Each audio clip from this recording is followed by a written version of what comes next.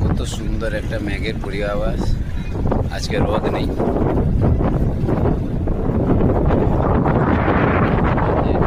সব ফিরে যাওয়ার রোদের বৃষ্টির জন্য।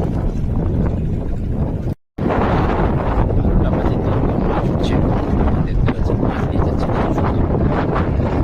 ছাড়িতে।